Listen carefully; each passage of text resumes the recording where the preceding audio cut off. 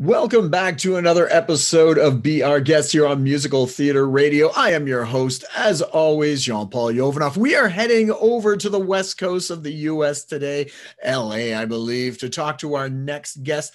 And he's an actor. And more importantly, because I want to learn this, he's an expert at Clubhouse, I hear. So I need to learn more about this. And I bet there's many of you out there who have this problem as well. All right. It gives me great pleasure to welcome to the show, Leroy Church. Leroy, how are you? Hi. I'm amazing. Thank you for having me, Jean-Paul. No problem. It's amazing to be here with you and to talk about all the good stuff about Clubhouse. Oh, awesome. Now, before we get to that stuff, I always get to like to know who I'm talking to. Because, okay, listeners might not know you. I need to get to know you better. So I'd like to hear the 30-second bio of Leroy Church. Who is Leroy in 30 seconds? Oh, in 30 seconds, who is Leroy? I am a human, a nice person, very, very silly. A little bit about me professionally. I graduated from the University of the Arts. I am a Cheetah Revere Award winner for King Kong and the Ensemble. I've been with The Lion King on Broadway as a vacation swing, on the tour for 3 years as Ed, cover, and ensemble. And I made my Broadway debut in King Kong. I was with Cirque du Soleil for about 3 years. That was my first job out of college. And some jobs in between, TV, film, all that good stuff. So I can go down the list, but that's a bit of the highlights. You might have seen me on Smash, and this year I was in Passing that starred Tessa Thomas and Ruth Negga that was premiering on, what is it? Sundance Film Festival. Okay. Yeah, January 2021. So that was amazing, dancing in that. But yeah, and then I discovered Clubhouse and became producer, director, casting, PR manager, company manager. A little bit of everything. A little bit. Yeah, and trended at number 2 on Twitter. Wow, nice. Yeah. Now, I have to admit, you are the first human on this show because no one's ever said that before. So listen, first human on the show. First human. I like to leave, I've been trying to get myself out of the habit of of course you asked, but I try and get out of the habit of starting with a name drop. Like, who am I? And then with Broadway shutting down, you really had to discover who you are without these things, without these accomplishments. Because as we saw, today you're a Broadway star, tomorrow you're in Unemployment the Musical. Yeah. Which is not a good musical to be a part of, especially if you're filing in New York. For sure. So again, I want to know a little bit more about you. When you were growing up, was musical theater something that you had from the beginning, or is that something you discovered a little bit later in life? No, not at all. Musical theater was definitely a later in life situation. Everything for me kind of happens, like if I went through my life story, it's just more than a coincidence. Yeah. But it all seemed just like big coincidence. Like it's a coincidence that I went from one thing to the next. So I started off when I was in elementary school, and the teacher would ask, what do you want to be when you grow up? I always said a lawyer. Well, through the years, I was singing in the choir and doing everything artsy, dancing. I discovered dance at 13 at a church, a local church called Mount Calvary AME. And I just knew I wanted to dance. Yeah. And then I started dancing more and professionally, not professionally, but technically started to train when I was 17. And that led me to the Elvin Ailey Summer Intensive and to apply for the University of the Arts and to graduate in 2009. And that's where I took off into the career of dance. That's when I did Cirque du Soleil. And from there, I saw The Lion King in Las Vegas. And that was when I got bit by the musical theater bug. I auditioned for that show. Well, first, the opening of The Lion King, Circle of Life, is one of the best openings. I mean, I can't think of a better opening in any show, not even the top shows. But it just moved me so much that I ended up seeing it 14 more times while I was there. We had this ticket swap thing from show to show. And I became friends with those people. And when somebody left the show, they actually asked me, would you like to join our show? And I auditioned on that very stage at Mandalay Bay and got the job, was offered it, and couldn't leave. Cirque du Soleil were like, we need you here. Actually, we're down. And a lot of people were getting injured in the show, and they were like, you can't leave right now. So the job passed me by. And then I auditioned like 4 more times and eventually got into the tour of The Lion King. And that is how I got bit by the musical theater bug. While there, I started singing. I realized I could be an understudy. They put me in as Ed. I was like, I am doing a principal role. So going from dancer to just learning about musical theater to now on stage performing as principal. That's fantastic. And you said you went on tour, and off air we were talking, you came through Toronto for a couple of months, and I think I might have seen you. You probably did. I think that was the only time Lion King was in Toronto, so it had to be. Yeah. Wow. See, more than a coincidence. It's symmetry, and it all works out. So. Exactly. Circle of life. Well, I can't see me on the radio, but I'm making the face. What? Right. He's making faces, you guys. He's making faces. Insert narration. Speaking of, that's how Dreamgirls went. Just like that. Someone will be making faces and someone else will have to say, he is actually making faces right now. Because you can't see him. So after Vegas, did you go to New York at that point, or was you been to New York? After Vegas, I went to Philadelphia to join the Philadelphia Dance Company. And then after that, I moved on to the tour. And then the tour took me all over. And then I ended up, after tour, 3 years of tour, I went to New York. Okay. And that's where I joined King Kong, and then Lion King called me back. And I also did Once Upon a One More Time, the Britney Spears musical workshop. That was supposed to be coming to Broadway, but everything closed down. So New York was good to me. Things were rolling, and everything was going well. Momentum was building. I booked a Gap commercial, a Miracle Grow commercial. Everything was going well. And I was set for a callback for a Romeo and Juliet project. My great friends were choreographing from King Kong. It was just going to be a great year. And then boom. Now, COVID-19. After you got Lion King and King Kong, did you figure your next show would also involve giant animals? Or was that a trend that you were setting? Or... I mean, my name is supposed to mean king. Leroy stands for Leroy, the French, the king. And then it's like the Lion King, and now King Kong. And what's next? I mean, I got to be in King and I. That's my next show, obviously. No, but yeah, I went from playing some animals in one show on Broadway to playing an animal again. It was very interesting. I'm like, can I just be a human? That's all I want to be, is a human.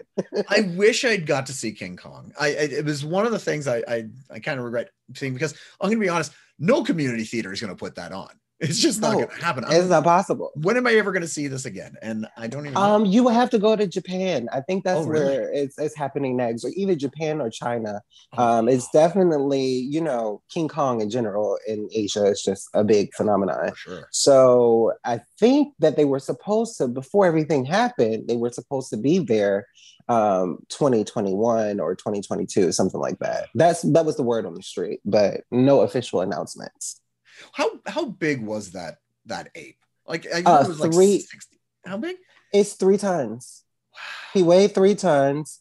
I mean, the whole ceiling structure was rebuilt, to hold him on this circle, this big circle full of poles and wires, and it was just 10 people to operate. Well, 14 people, including the people who were electronically operating him. They had like joysticks up in the audience. They built the box so that they could see and operate him. And then there's actual cast members that maneuvered other parts of him so that it made him look more lively. And it was amazing. In back of him was a full wall of LED. So everything looked like virtual, like if he was moving through space. It was definitely something. It's not like the typical, pretend, suspend disbelief Broadway. This was like, he was running at you full speed. That's crazy. Yeah. Did you have any events happen, like not as bad as Spider-Man where people got hurt or anything, but just little incidents where the King Kong did not want to behave that day. Yeah, King Kong was a diva. On one of our biggest selling nights, we made Broadway history for one of our biggest selling nights. It was like New Year's, before the New Year's Eve break. It was like New Year's Eve, I think. The show, we had the biggest audience that we had, and of course that show, we get to second act and King Kong just had a bitch fit. And he just wanted to not work, and they couldn't figure out why. They restarted him, tried different things. And then we made a new record on Broadway for The Longest Hold. We held for about an hour and some change. Yeah. What do you do? So he just stopped, and we just wait backstage, shower, get ready. I actually had a plane ticket for that night to leave because we were on break after that. Of course. I made it by the skin on my teeth, but yeah, that was one of the moments. Yeah. That was like, King Kong's acting up. Yeah, He's what a diva. can you do, right? It's technology, and like just going on things like this, they act up. But imagine like to the scale of that, and the audience just sitting there going. Yeah. And people, one time when he got stuck, we had Christiane Pitts, who was the Anne lead in the show. She was in the air, stuck in the air. So some holds, she would be up there just waiting, hanging out in a harness, stuck. Live theater is the best. Yeah. But we didn't have anybody get hurt like that's good. Like Spider-Man. Most of our team actually was from Spider-Man. Oh, wow. A lot of our stage managers and creative and company managers were from Spider-Man. So they had the experience, the know-how, they learned from the mistakes, which I thought, well, you know, typically when you hear about a Spider-Man and everything that went on, where you like, let's stand clear of those people. But they actually had the most experience. And I think that's why we were so safe, because it was tried and proven.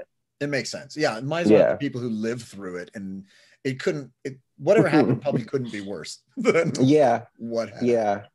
And I would hope to keep it that way. I'm knocking on wood, narration insert. So what were you doing just before the pandemic hit? I've heard so many stories of people who are in, just about to open, they're doing this, they're doing that. What were you doing when it hit? Right when it started, I had just finished shooting the movie. I was doing so many different things. It was all rolling out. Like it was like I was on this, when you're just in your light, like it was like jobs were just flying at me left and right. It was a good time. I had just done a Gap commercial. I just done a Miracle Grow commercial, and I was up to do the Romeo and Juliet. And so, and I was on call for The Lion King. Everything was going well. I was like, okay, life is good. And then I went to nothing. I went to absolutely nothing. And both of my roommates, one of my roommates was from Denmark. She left. Another roommate was from Japan. She left. They left the country. It was March 12th when they shut down Broadway. By the 15th, I had no roommates. Wow. Yeah.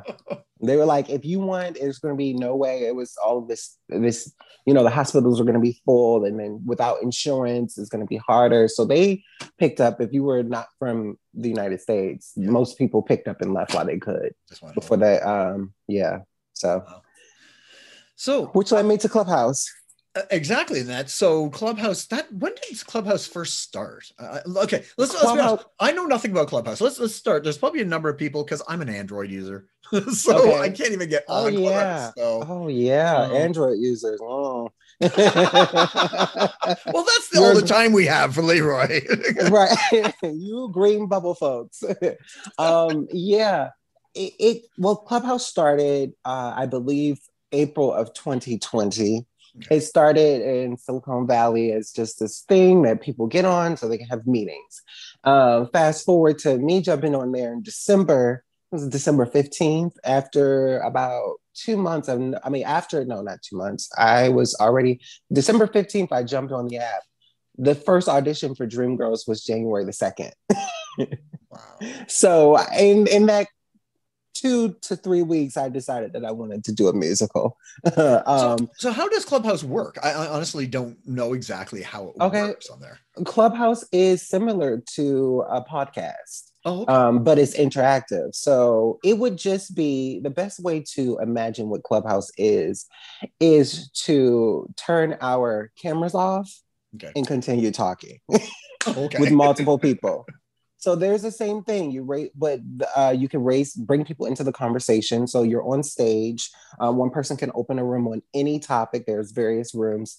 We call it the hallway, and it's just a list. It's like a feed. Like what your feed on Instagram would be pictures. Okay. On Clubhouse, your feed would be topics with the names of people who are in that topic. You start to learn who you want to go to their topic, just like with Instagram, you learn who page you like to go to and look at their photos or whatever. You jump in the topic, there's an audience section, and it's just your picture. Mm-hmm. You could be just a listener, or you could raise your hand and join the conversation. They'll bring you on stage, and then it's the same mute and unmute as Zoom. And you just are, the only visual you have is your profile picture, and you have a bio.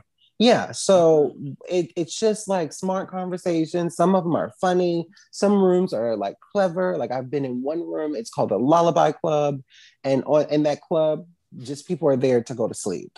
Like some people like sleeping to Netflix or sleeping to music in the background. There are people on there whispering to each other.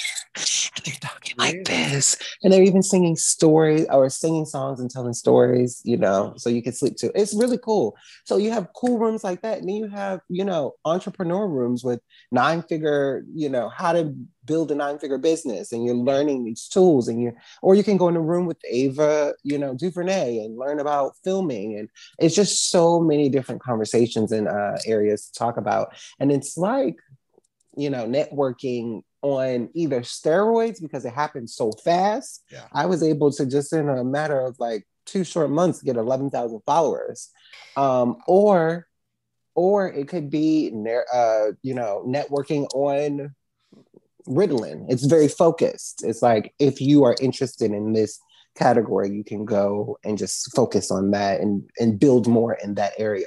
So it's really good. Wow. Okay. So Dreamgirls, what was the impetus and what made you think Clubhouse is a perfect place to do this?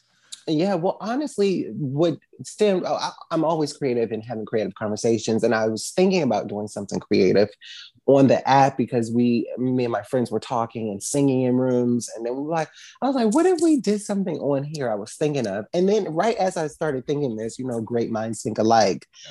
Yeah. I ran into a group of people who were doing The Lion King. And because I was in The Lion King, I was really interested. So I came to all of their things. I was doing interviews with them. And I thought, oh, wow, they're doing The Lion King on here just for fun. We could actually put on a professional musical. Like, they were doing a version, an adaptation of the movie. So they basically just did the whole movie, which got my wheels turning more. Like, this could actually be something. Like, this could be a show. Multiple Broadway shows could come and do shows here. And so 2 friends approached me that were in rooms with me, and they started saying, oh yeah, they threw out Dreamgirls. And so we tackled it right away. She was like, it was because of my background in Lion King and, and King Kong. And in my bio, I said that I elevate, curate, and polish creative projects. And so I guess that grabbed the attention of her, and she was like, I want you to be on. And when she did that, it was like all uphill from there. Our first audition was about, it was a closeout room. At first, the capacity on Clubhouse was, I think it was 5,000 people could be in a room, or 6,000 people could be in a room. Now it's 8,000 people could be in a room at one time. But we were capped out in the room for 7.5 hours. We went on 3 days, trended number 2 for saying thank you, Happy New Year. I would cut people off short because there was so many people, 10,000 people plus audition. Everybody wanted to be in Dreamgirls. We had Amber Riley from Glee, and she's on Effie. We had Shirley Ralph, who was the original Tony nominated Dina in Dreamgirls, and Moesha's mother. Everyone knows her, Brandy's mama. And we had Shirley Murdoch, who is, iconic singer. So it was amazing. It was amazing. Those people joined the stage, and then everybody started to come in the room and see that it was official. Like, this is a big deal. And it was just a lot of buzz after that. And so after that, we got 4 casts together, star-studded. I called some of my Broadway friends. Those connections definitely brought more attention from the Playbill and Broadway Worlds and all that kind of stuff to get it out. And it just kept on building on that momentum. I sent out like 72 emails to all of the different publishers to let them know what we were doing. And it was just a success. We got 4 different Effies. Marisha Wallace was an Effie. We had, and she is in Jingle Jangle, as the voice of Miss Thompson. We had Alex Newell, who is in Zoe's Playlist as an Effie, a gender nonconforming Effie, first one. And 2 others. One was Taquania. She was from Clubhouse. It was her first time, doing something like this. And then the other one was Christina Ray, who was the top 3 finalists in season 15 of America's Got Talent.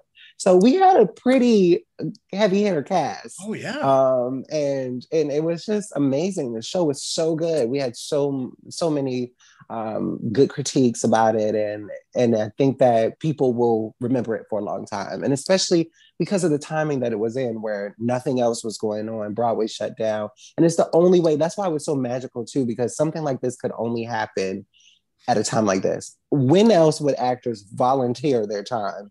I mean, the people who were in charge of the rights actually thought there was a big corporation funding this project because of the names that were attached to it and because of how professional everything was done. And I was like, no, it's just when you put people in charge who should be in charge, this is what happens, give me a chance. And I just want to bring it up because as a Black creative, there are many opportunities where we get the chance to show what we could do. I mean, just recently there was this cry out to the community to We See You. And that was for representation. So it was good to do this show, Black History Month, last 2 days, to put a stamp on what could be done when you let Black creatives do Black work.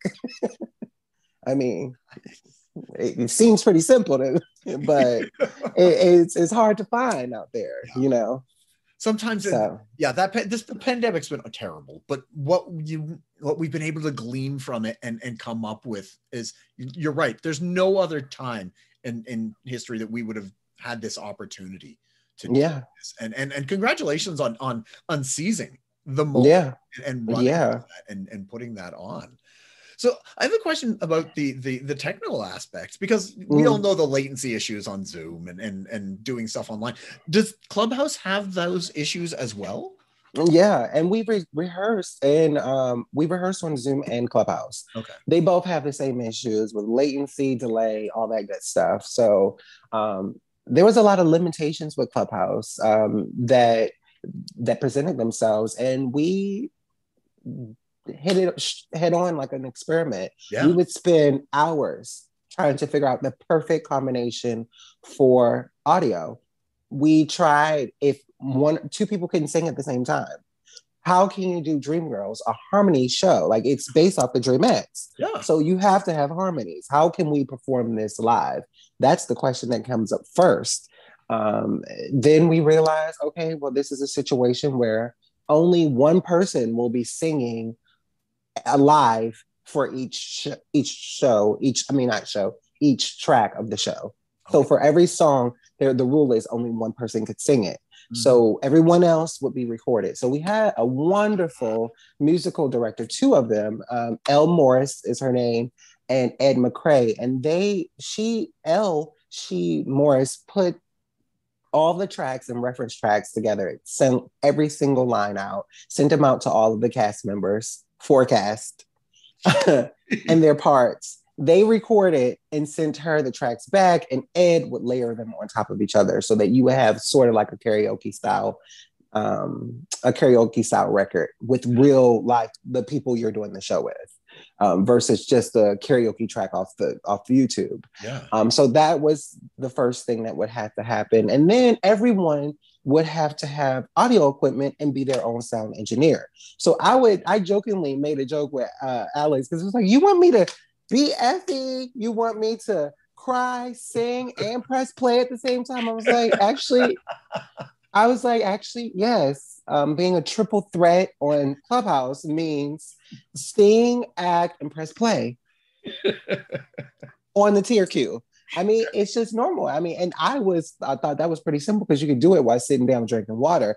Where, for example, a King Kong, we had Christiane flying in the sky, had to be tucked in. Her life was in danger, and she still had to sing one key and act and be present and clip her hook at the same time. All you have to do is press play.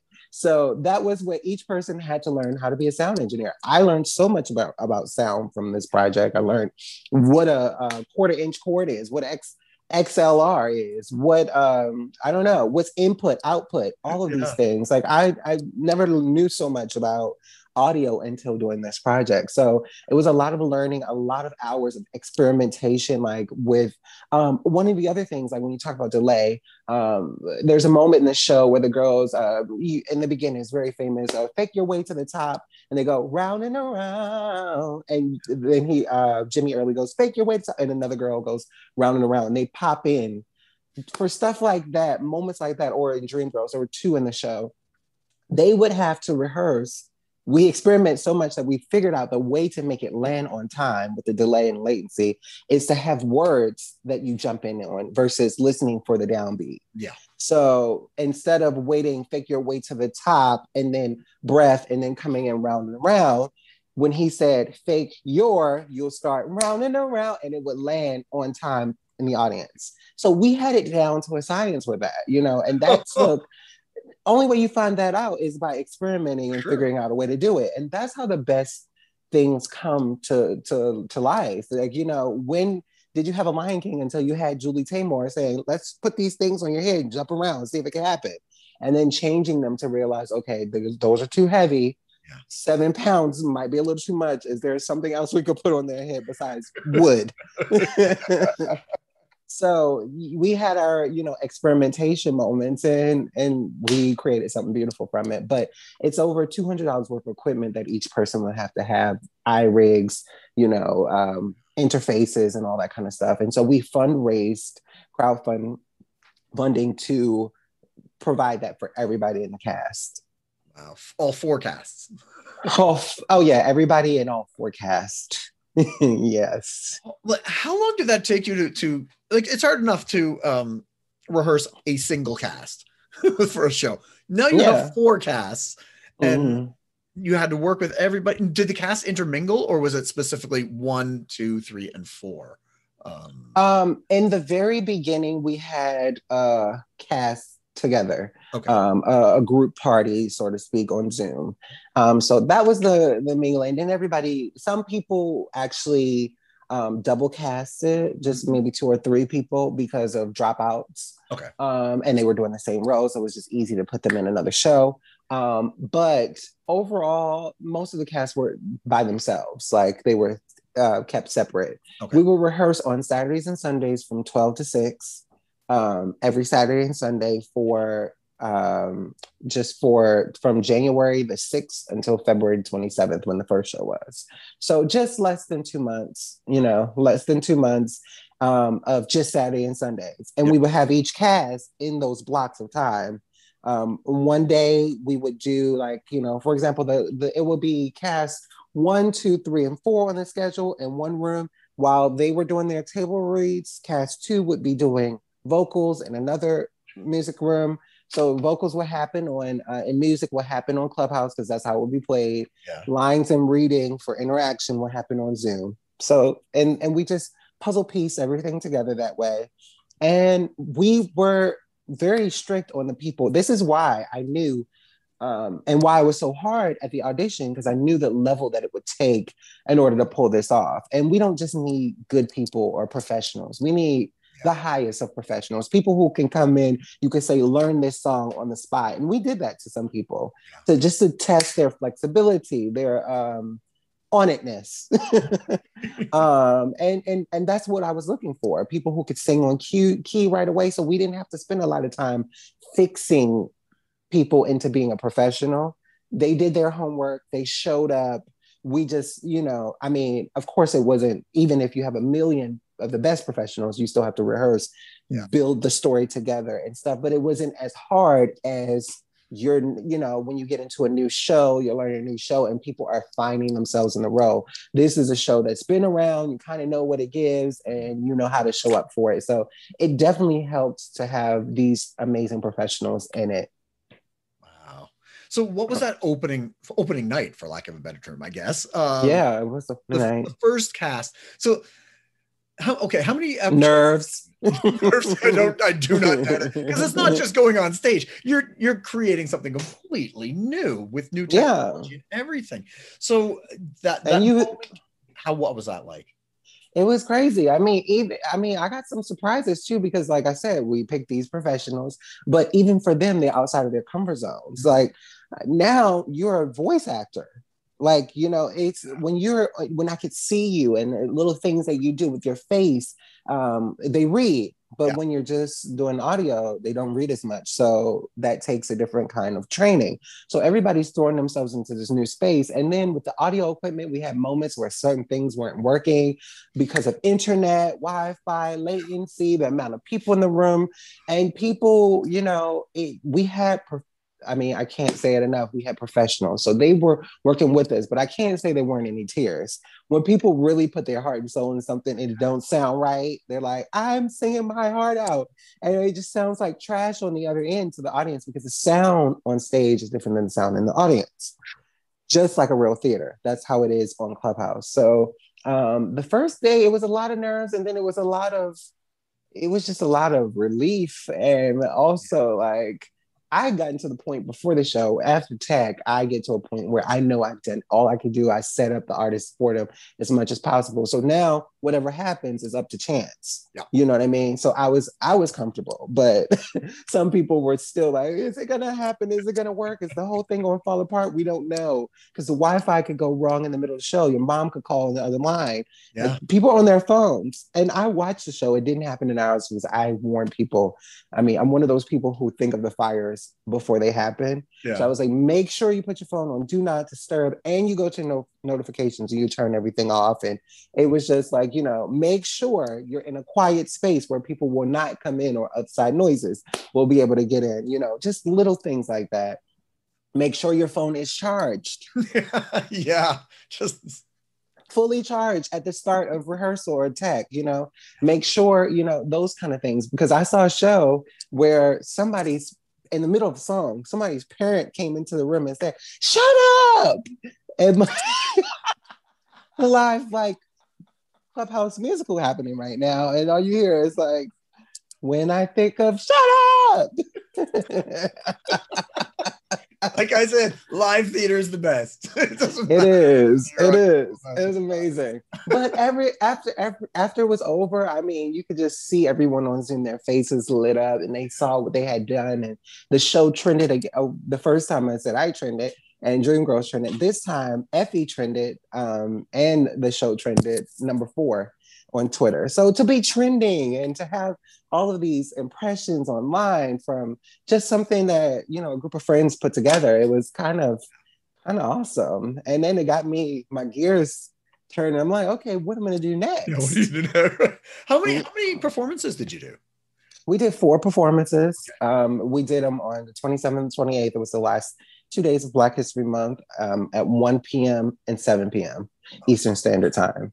So yeah, and every show had a bigger audience than Broadway theater. It was about overall we had about over 8,000 people see our show. Wow. Which I thought was awesome to put it up in by ourselves, not backed, and just that short time, just over a month and a half, and then you have a show with this many people, this many eyes on it. It was interviewed by CNN. Interviewed by CNN for the work on Clubhouse. I was like, wow, what is life right now? Well, I just want to say congratulations. That's thank you. Fantastic that you were able to do that. You took just took, you know, the terribleness of the pandemic and you built this beautiful thing, and you helped so many people. You made people, not just in the industry, the performers, happy. You made all the people, the listeners, and everything like that. And yeah, you deserve all the accolades that you received for doing. Thank you. Thank you. And I took that on and everybody's excitement about Broadway to create a club on Clubhouse, which is now one of the largest theater clubs on Broadway. And it's the biggest Broadway club. It's On Broadway is the name of it. And people can join, and we have conversations on everything in theater, all across the board. We had Broadway Tony nominated and Tony award-winning producers come on to teach how to be a producer. What is producing 101? Because some people want to do it, and it's just like the secret society of like, who's doing it? And you go up and you see all these old white men with gray hair accept the awards for every show, no matter who's in the show, no matter how diverse the cast is. The producers are usually looking pretty much the same. Yep. So I thought it was important to, like, this is a space for me to positively tackle some of the things that we want to happen, be the change you want to see. So we have conversations, we do audition tips one-on-one. I had Patrick Goodwin from Telsey Casting come in and give some tips to the people. So we have conversations, performances, Q&As, mentorship, and this is all on Broadway Club. So we have right now over 15,000 members in just 3 months now it's been, and growing really fast. And we have some really exciting things. We are working on getting licensors for shows so that we can roll out 4 new shows at once and just have people subscribe to the whole package. And, you know, you get everything. You get to meet these stars, you get to see these shows. And I'm excited about rolling out. I'm calling it the world's first virtual Broadway theater. Is the On Broadway Club. So yeah, on Clubhouse. Congratulations again on that. That's fantastic. So you're in LA right now, right? I'm in LA. Yeah. Are you going back to New York, or are you staying? I think I will. It's you know, I'm going with the flow. Yeah, obviously, yeah. I know. Yeah. As I got to Clubhouse, and as you know, you may have get the gist of my life. It's like here and there. Yeah. I came to LA because of course Broadway shut down, nothing's happening, and TV and film is still going. So I'm like, you know, while still doing the Clubhouse work and getting together shows and trying to executive produce the next one, I'm still working on my own personal career and, you know, trying to get on the big screen, the life of an actor, you know. So I'm here in LA right now. There's some projects coming up that may bring me to New York, so I'm open. Nice. Yeah. But when you're doing it virtually, you know, you can be anywhere. Yeah, so. For sure. Yeah, that's the nice thing about Clubhouse, right? It doesn't matter where you are in the world, as long as you got internet and Apple and Apple. Well, actually, okay, so 2 things. They're in 154 countries right now. So yes, that's true. And the other thing is they just released that they're testing on some Android. So pretty soon Android users will join.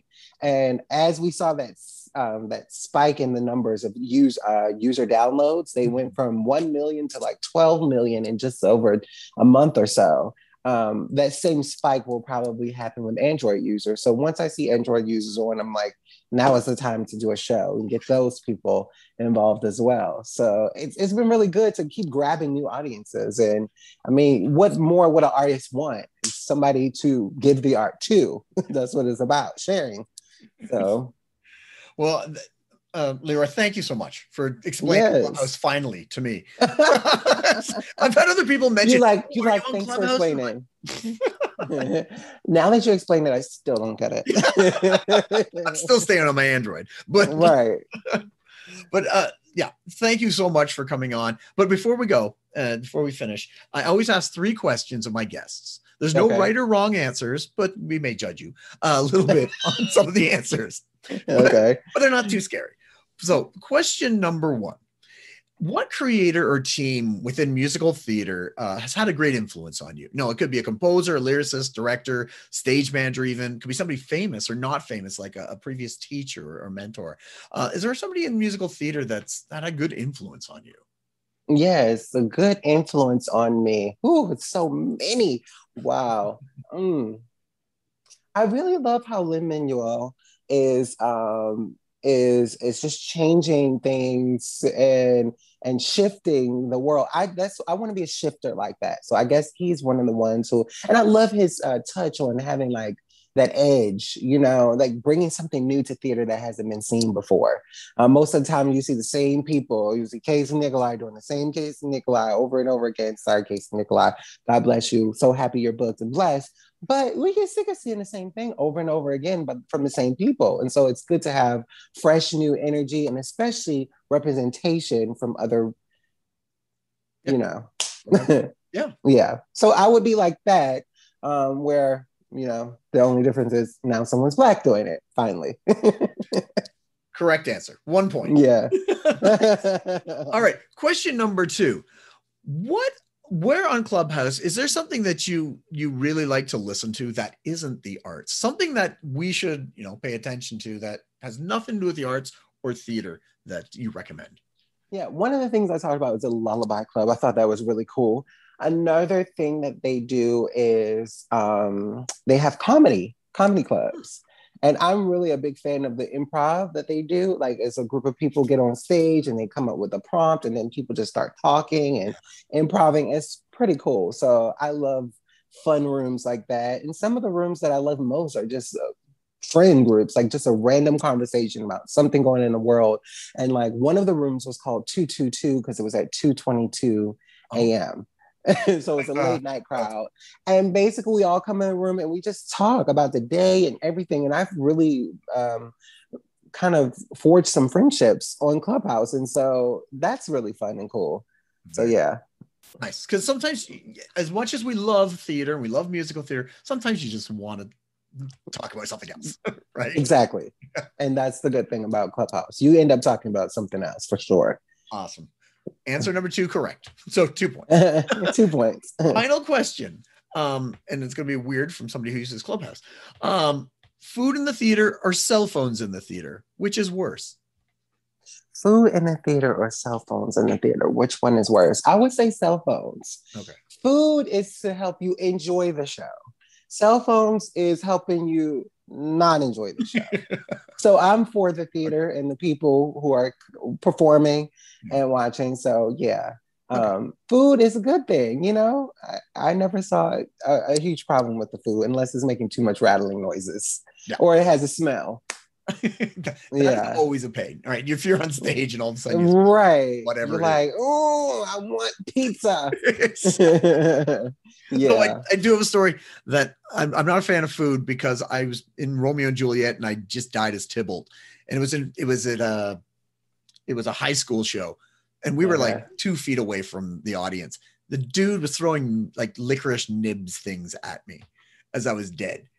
Oh no! Yeah, and he moved. Okay, I got hit with a nib. I got hit with. Of course, I moved. I know. Duh. That's. I'm not a fan of food sometimes. Well, food if you're not throwing it at the stage, I would have also accepted neither are good. Well, see, I wouldn't blame that one on food. I would blame that one on assholes. True, but food, they would have. So food and cell phones okay, assholes not. Exactly. But you can't. But you got to have cell phones when you're doing Clubhouse, right? So yeah, you do have to have cell phones when you're doing Clubhouse. Yeah, but if you're in a Clubhouse show, then you have cell phones plus, and you can have food, and you can have whatever you want at that point. Right? Yeah, you could be, Zoom prepared, top half only. Actually, you could be even less. We can't see you at all. Exactly. So yeah, I mean, I've conducted some full rehearsals from the privacy of my bed. Yep. So yeah. So yeah, I'm for the phone, and food at home. 3 correct answers, Leroy. Perfect. You got perfect score.